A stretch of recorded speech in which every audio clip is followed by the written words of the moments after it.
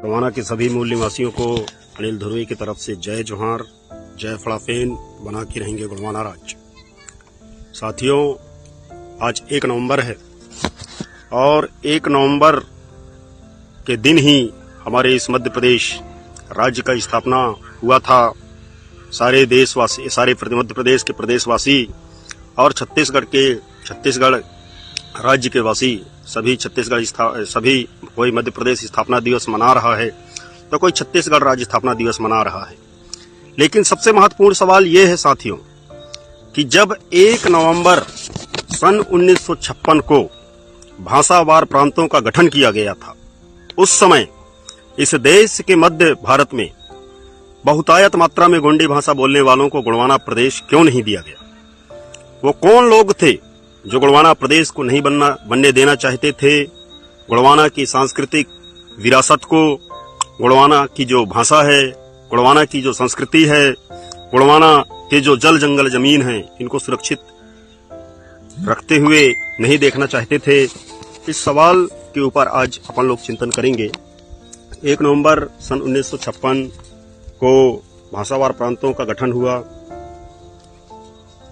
बंगाली बोलने वालों को बंगाल मिला, तमिल बोलने वालों को तमिलनाडु मिला, हाक्के उड़िया बोलने वालों को उड़ीसा मिला, कन्नड़ बोलने वालों को कर्नाटक मिला, मलयालम बोलने वालों को केरला मिला, पंजाबी बोलने वालों को पंजाब मिला, गुजराती बोलने वालों को गुजरात मिला। लेकिन गोंडी भाषा बोलने वालों को गुणवाना प्रदेश क्यों नहीं मिला? ये सवाल आज गुणवाना का जो युवा वर्ग है, युवा पीढ़ी है, इसको इस सवाल का जवाब अपने आप में तलाशने का प्रयास करना चाहिए साथियों। आखिर वो कौन लोग थे? क्यों गुणवाना प्रदेश नहीं बनने देना चाहते रहे? साथियों, आप लोगों को बताना चाहूंगा मैं, इस देश के अंदर गुणवाना राज्य की बात को सबसे पहले पानावरस रियासत के राजा लाल शाह श्याम जी ने नेहरू मंत्रिमंडल में रखा था और दमदारी से उन्होंने अपनी बात को रखा था। उन्होंने कहा था कि जब भाषावार प्रांतों का गठन हो रहा है, मराठी बोलने वालों को महाराष्ट्र मिल रहा है, उड़िया बोलने वाले को उड़ीसा मिल रहा है, कन्नड़ बोलने वाले के लिए कर्नाटक स्टेट बन रहा है, मलयालम बोलने वालों के लिए केरला बन रहा है, बंगाली बोलने वालों के लिए बन रहा है, तो गोंडी बोलने वालों के लिए गुणवाना प्रदेश क्यों नहीं? ये सवाल जब उन्हें तत्कालीन प्रधानमंत्री पंडित जवाहरलाल नेहरू जी के सामने रखा, पंडित जवाहरलाल नेहरू जी ने उनके प्रस्ताव को ठुकराया।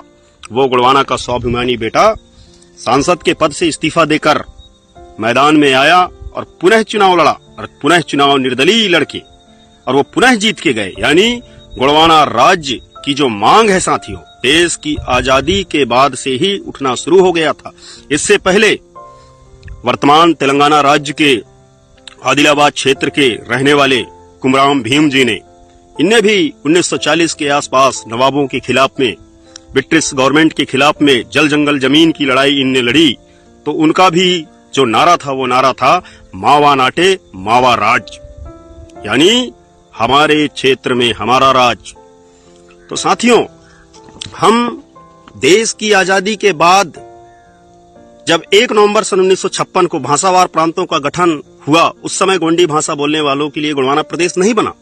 फिर हम आते हैं 2000 के दशक में। 1 नवंबर 2000 को तत्कालीन प्रधानमंत्री माननीय अटल बिहारी वाजपेयी जी, उस समय एनडीए की गवर्नमेंट थी, तो माननीय अटल बिहारी वाजपेयी जी ने एक शब्द कहा था। उनने कहा था कि राज्य जितने छोटे होंगे उतना ही उस राज्य का विकास होगा। इस विचार को मूर्त रूप देने के लिए उनने छत्तीसगढ़ से पृथक काट के, मध्य प्रदेश से पृथक काट के एक छत्तीसगढ़ राज्य बना, उत्तर प्रदेश से अलग एक उत्तरांचल राज्य बनाया गया और बिहार से अलग काट के एक झारखंड स्टेट बनाया गया। मैं आप लोगों को छत्तीसगढ़ राज्य के बारे में बताना चाहूंगा साथियों। छत्तीसगढ़ राज्य की लड़ाई किसी ने नहीं लड़ी है। छत्तीसगढ़ राज्य की लड़ाई किसी ने नहीं लड़ी। मात्र ये जो गुणवाना राज्य की मांग लगातार गुणवाना समग्र विकास क्रांति आंदोलन के माध्यम से यहाँ के राजनेता, यहाँ के साहित्यकार, यहाँ के संस्कृति कर्मी, यहाँ के युवा वर्ग के लोग जब लगातार गुणवाना राज्य की बात को उठाने लगे, तो तत्कालीन अटल बिहारी वाजपेयी की सरकार ने मध्य प्रदेश को काट के पृथक छत्तीसगढ़ राज्य बना दिया। यही स्थिति 1 नवंबर 1956 से पहले भी था। राजा लाल शाह श्याम जी, बसंतराव उइके जी, इन लोगों ने भी गुणवाना राज्य की बात किया। उनकी बात को भी आज आप देखिए पूरा तेलंगाना का जो एरिया है आपका, वारंगल से लेकर भद्रांचल से लेकर आदिलाबाद हो गया, आपका पश्चिम गोदावरी जिला हो गया, ये टोटल गोंडी भाषी एरिया है। हमारा जो महाराष्ट्र का जो विदर्भ क्षेत्र है, विदर्भ क्षेत्र टोटल गोंडी भाषी एरिया। यानी गोंडवाना के जो लोग थे, गोंडवाना की जो संस्कृति रही, गोंडवाना में रहने वाले जो लोग थे, इन लोगों को कम से कम 4 से 5 भागों में डिवाइड किया गया। एक, कुछ लोगों को महाराष्ट्र में, कुछ लोगों को तेलंगाना में, कुछ लोगों को मध्य प्रदेश में, कुछ लोगों को छत्तीसगढ़ में, कुछ लोगों को उड़ीसा में, कुछ लोगों को आपके उत्तर प्रदेश में, ये बांट के रखा गया। तो ये सबसे बड़ा सवाल है कि आखिर ये गोंडवाना राज्य क्यों नहीं बना?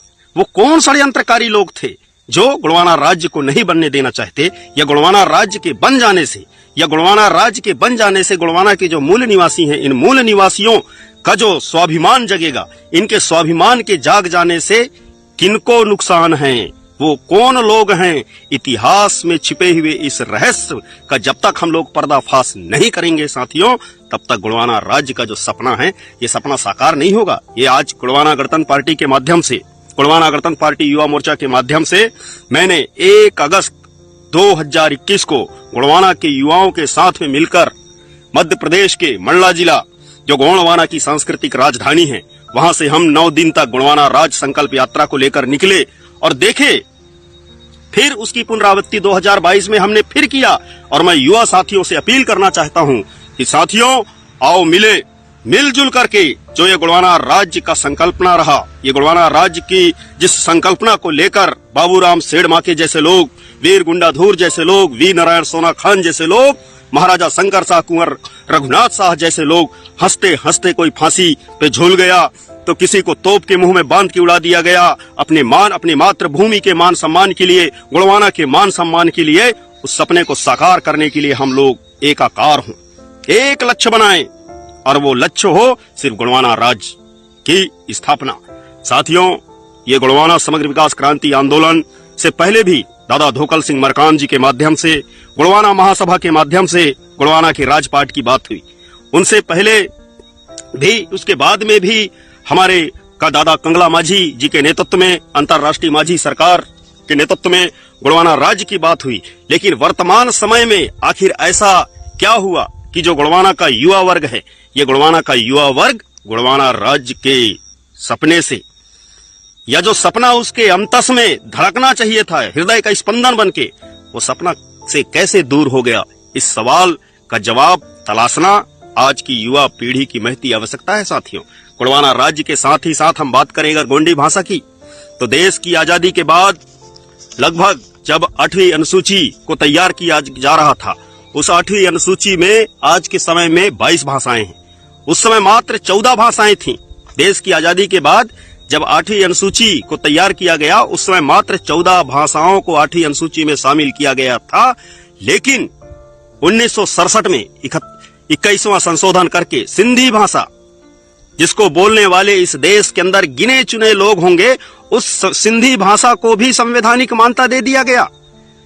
1992 में 71वां संशोधन हुआ, भारत संविधान का 71वां संशोधन हुआ, और उस 71वें संशोधन में कोंकणी, मणिपुरी और नेपाली, इन तीन भाषाओं को 8वीं अनुसूची में शामिल किया गया।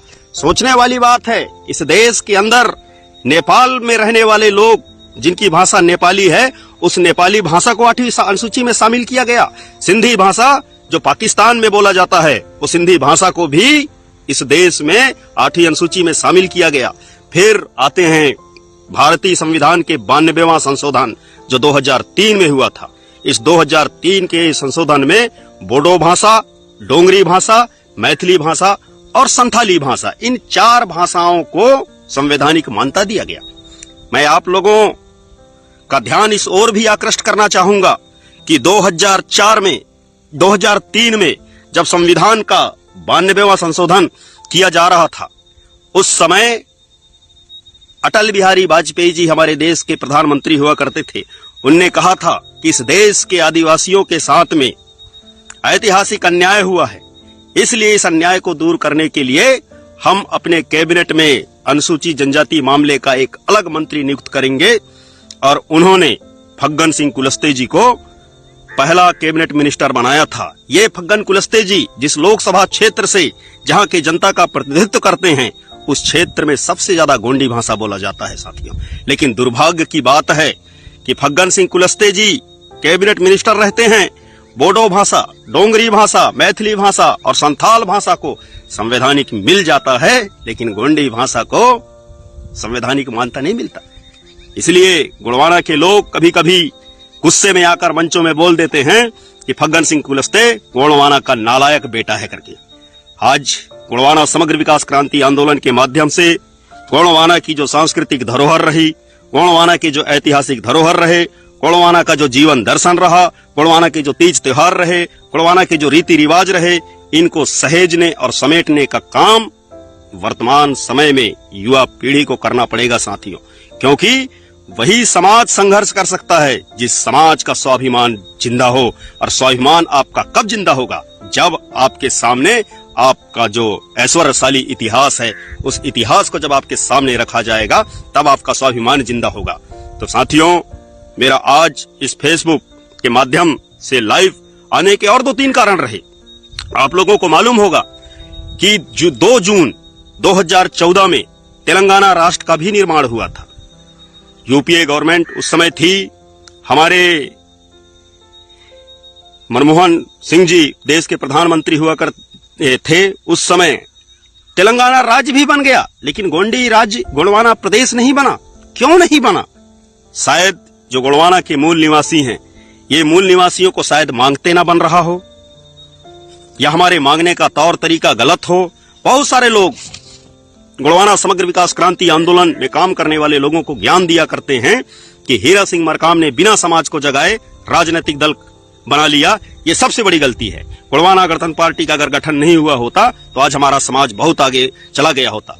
उन साथियों को मैं बताना चाहूंगा कि साथियों, शायद आपको इतिहास का ज्ञान नहीं है। आज इस देश के अंदर और इस प्रदेश के अंदर भारतीय जनता पार्टी और राष्ट्रीय स्वयंसेवक भारतीय जनता पार्टी और कांग्रेस पार्टी ये शासन नहीं कर रहे हैं। यहाँ पे शासन कर रही है राष्ट्रीय स्वयंसेवक संघ। और राष्ट्रीय स्वयंसेवक का जन्म सन 1925 में हुआ था। उससे पहले ही आदिवासियों के सामाजिक संगठन बन गए थे।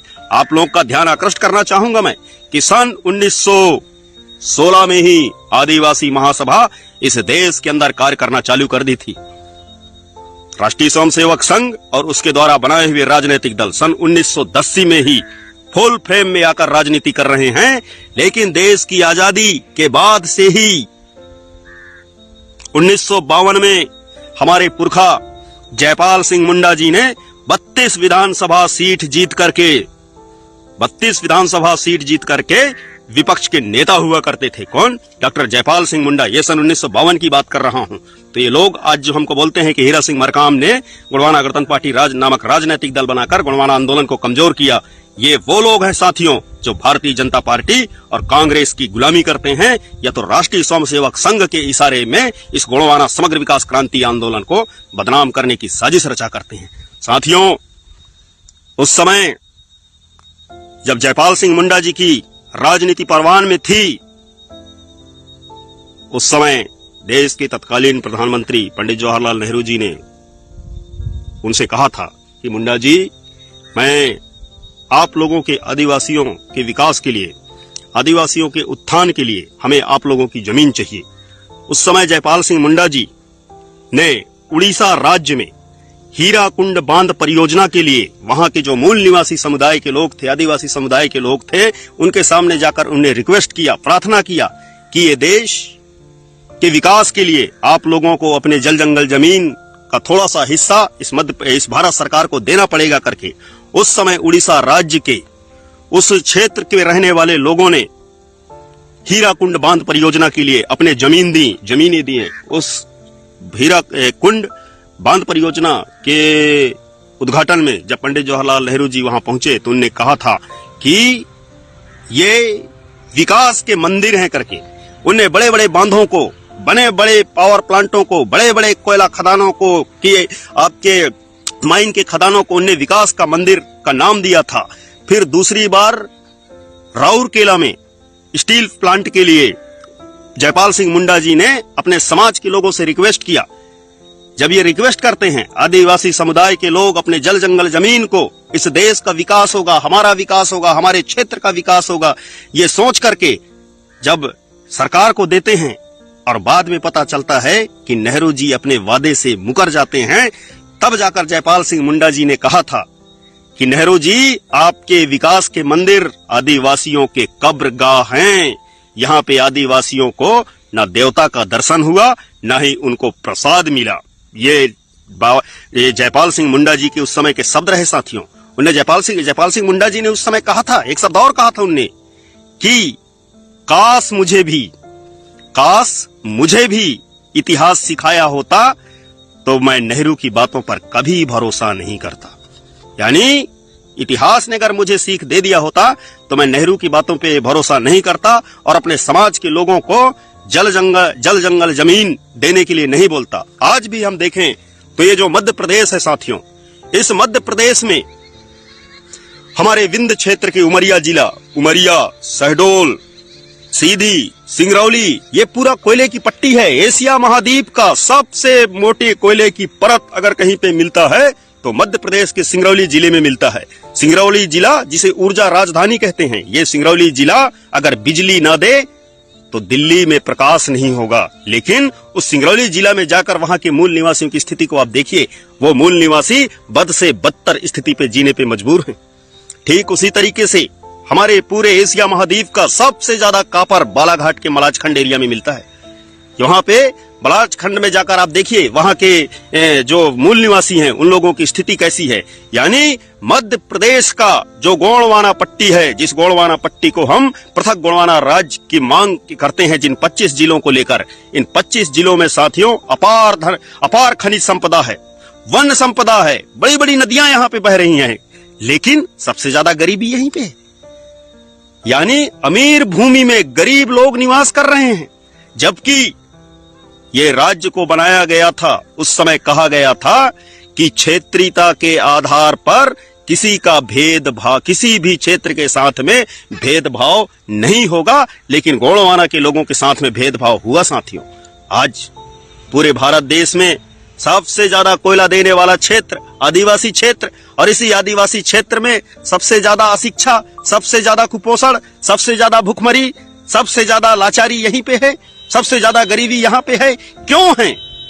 इस सवाल का जवाब आपको और हमको तलाशना पड़ेगा साथियों, और इसके लिए हमको एकजुट होना पड़ेगा। हमारी जो एकजुटता है, आज आदिवासी मूल निवासी समुदाय की एकजुटता ही उसे बचा सकती है। बाकी दुनिया की कोई ताकत नहीं बना सकती, कोई भी परियोजनाएं हमको नहीं बचा सकती, कोई भी सरकार हमको नहीं बचा सकता। अगर हमको कोई बचा सकता है तो हमारी एकजुटता, हमारी सामूहिकता हमको बचा सकती है। इतिहास के पन्नों का अगर हम अध्ययन करें तो ब्रिटिश गवर्नमेंट के साथ में सबसे पहले लड़ाई लड़ने वाला अगर कोई था तो इस देश का मूल निवासी था, आदिवासी था। अगर उस समय जो आज आदिवासियों को मुख्य धारा में लाने की बात करते हैं, आदिवासी लोग मुख्य धारा में आ जाएं, ऐसे लोग जो शब्द कहते हैं, इनके पुरखा लोग अगर उस समय आदिवासियों के साथ में कंधा से कंधा मिलाकर अंग्रेजों के खिलाफ में लड़ गए होते तो देश 15 अगस्त 1947 से पहले आजाद हो गया होता। ये मैं दावे के साथ कह सकता हूँ। आज हम देख रहे हैं यहाँ की जो मूल निवासी समुदाय है, इस मूल निवासी समुदाय की स्थिति दिनों दिन बदतर से बदतर होते जा रहा है। पूरे आदिवासी क्षेत्रों में सबसे ज्यादा कुपोषण है तो आदिवासी क्षेत्रों में, और इस सबसे ज्यादा अशिक्षा आदिवासी क्षेत्रों में, सबसे ज्यादा पलायन की समस्या आदिवासी क्षेत्रों में। क्यों? इस सारे सवालों का समाधान अगर कोई है तो वो समाधान है पृथक गोंडवाना राज्य। और ये पृथक गोंडवाना राज्य को बनाने के लिए साथियों मेरे जैसे बहुत सारे युवा कृत संकल्पित हैं, और मैं उन सभी युवा साथियों से अपील करना चाहता हूं कि आइए किसी एक दिन महाजुटान करते हैं, एक साथ बैठते हैं, रणनीतियां तैयार करते हैं, और जो देश की आजादी के बाद हमारे साथ ऐतिहासिक अन्याय हुआ उस अन्याय का प्रतिकार करते हैं। और इस प्रतिकार को करने के लिए जो हमारे पूर्वजों के माध्यम से जिन अस्त्रों और शस्त्रों का इस्तेमाल किया गया था, उन अस्त्रों और शस्त्रों का एक बार फिर से परीक्षण करते हैं और पुनः उसी ताकत के साथ, उसी जोश और जुनून के साथ पृथक गोंडवाना राज्य के लिए लड़ते हैं, जिसका सपना तोप के मुंह में बंधते समय महाराजा शंकर शाह कुंवर रघुनाथ शाह ने देखा था, जिसका सपना बाबूराम सिडमाके जी ने देखा था, जिस गोंडवाना राज्य का सपना बे नारायण सिंह मरकाम जी ने देखा था, जिस गोंडवाना राज्य का सपना गुंडाधूर और डिब्रूधूर जैसे लोगों ने देखा था, जिस गोंडवाना राज्य का सपना राजा लाल शाह श्याम जी ने देखा था, जिस गोंडवाना राज्य का सपना भीमू कुमरे जी ने देखा था, जिस गोंडवाना राज्य का सपना कंगला माझी जी ने देखा था, जिस गोंडवाना राज्य का सपना दादा धोकल सिंह मरकाम जी ने देखा था, जिस गोंडवाना राज्य का सपना दादा हीरा सिंह मरकाम जी ने देखा था, जिस गोंडवाना राज्य का सपना आचार्य मोतीराम कंगाली जी ने देखा था, जिस गोंडवाना राज्य का सपना सुमेर सिंह ताराम दादा ने देखा था, और जिस गोंडवाना राज्य का सपना पुरुषोत्तम सेठमाके जी ने देखा था, उस सपने को साकार करना, क्योंकि वो सपना सिर्फ उनका सपना भर नहीं है साथियों, ये सपना हमारे आने वाली जो पीढ़ी है उस पीढ़ी के भविष्य को सुरक्षित बनाए रखने के लिए नितांत ही आवश्यक है। साथियों, आप लोगों ने मेरी बात को बड़े ध्यान से और गंभीरता से सुना। मैं आप लोगों से गुजारिश करना चाहता हूं कि पृथक गोंडवाना राज्य के लिए, गोंडवाना राज्य को बनाने के लिए, गोंडवाना गणतंत्र पार्टी के लिए या गोंडवाना समग्र विकास क्रांति आंदोलन के लिए आप लोगों के पास में जो भी सुझाव हो, आप बेझिझक मेरे पास में भेजिए। हम सब लोग मिलजुल के, दादा हीरा सिंह मरकाम कहा करते थे कि मुझे एक व्यक्ति का 100% दिमाग, 100% समय और 100% पैसा नहीं चाहिए, मुझे 100 लोगों का 1% दिमाग चाहिए, मुझे 100 लोगों का 1% पैसा चाहिए, मुझे 100 लोगों का सिर्फ 1% समय चाहिए। यानी वो सामुदायिकता की बात करते रहे। क्यों? क्योंकि दादा मरकाम जानते रहे कि सामुदायिकता की बुनियाद पर ही गोंडवाना राज्य का सपना साकार हो सकता है। और इस गोंडवाना राज्य के सपने को साकार करने के लिए यहाँ की जो युवा पीढ़ी है, जो गोंडवाना की युवा पीढ़ी है, गोंडवाना की युवा पीढ़ी का जो धैर्य है, गोंडवाना युवा पीढ़ी की जो दूरदृष्टि है, वो उस सपने को परवाज देंगे करके ये दादा मरकाम जी जानते थे। तो साथियों, मैं अपनी बातों को यहीं पे विराम दूंगा, और विराम देने से पहले मैं आप लोगों से फिर गुजारिश करना चाहूंगा कि आप चाहे किसी भी सामाजिक संगठन के लिए काम कर रहे हो, किसी भी धार्मिक संगठन के लिए काम कर रहे हो, किसी भी सांस्कृतिक संगठन के लिए काम कर रहे हो, किसी भी राजनीतिक संगठन के लिए काम कर रहे हो, अगर आपके आने वाले पीढ़ी का भविष्य सुरक्षित रह सकता है तो उसके लिए आपको एक राजनीतिक ताकत बनना पड़ेगा और गोंडवाना राज्य के सपने को साकार करना पड़ेगा। और इस सपने को साकार करने के लिए आपके पास में जो भी सलाह हो, जो भी सुझाव हो, वो अनिल ध्रुवे यानी मेरे पास में आप बेझिझक भेजिए, अपना मोबाइल नंबर दीजिए, मैं आपसे बात करूंगा। इसी के साथ आप सभी लोगों को जय सेवा, जय फड़ाफेन, जय गौंड।